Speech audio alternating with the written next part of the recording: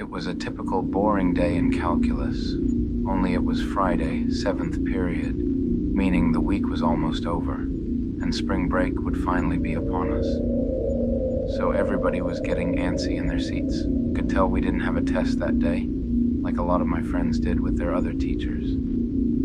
So our teacher, in the middle of class, just decided to start playing games with us on Sporkle.com. He was a very laid-back teacher like that, as we were doing some brand logo quiz on Sporkle. I remember the exact moment it happened, right after my friend answered a question. I remember the exact answer to Adidas. The dean's voice came through the loudspeaker.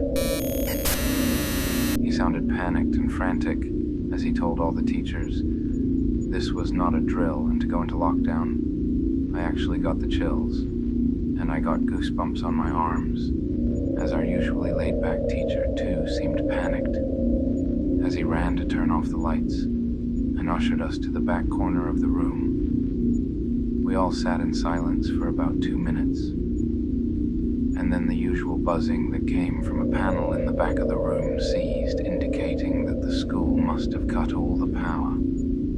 We all looked at each other, realizing this must be serious. A few more minutes of waiting later, we heard a man screaming at the top of his lungs coming down the hallway. 2 girls in the class actually started crying, which made all of us even more scared. As the screaming got closer to the classroom, the lunatic-sounding man started banging on the lockers while screaming, "I'll kill all of you." It was at that moment that I started to fear for my life. My teacher shushed us as we all looked at each other to see our peers' reactions. The banging then moved from the lockers to our classroom door, and that's when one of the crying girls screamed, "No."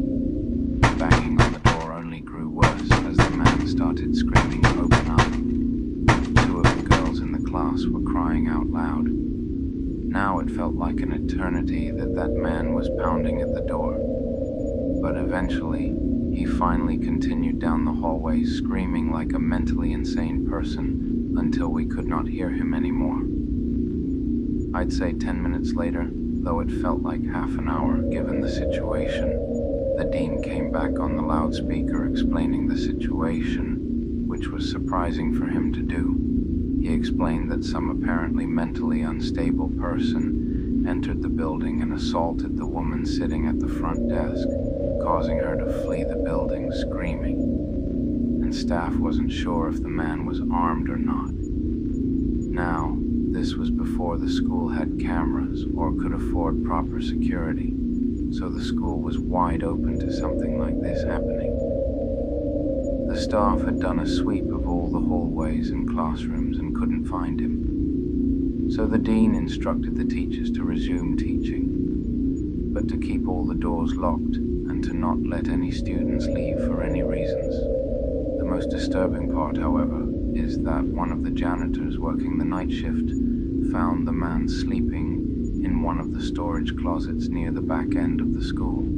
And according to rumors that were spread by my peers, sticking out of his pocket was a .44 Magnum. The janitor must have done something stupid to wake him up, for example, leaving the closet door open, because by the time a police officer could arrive on the scene, the man was gone. My entire class, as far as I know to this day, has no idea if this man was ever found. But I like to think that right now, he's being given the proper help that he needs.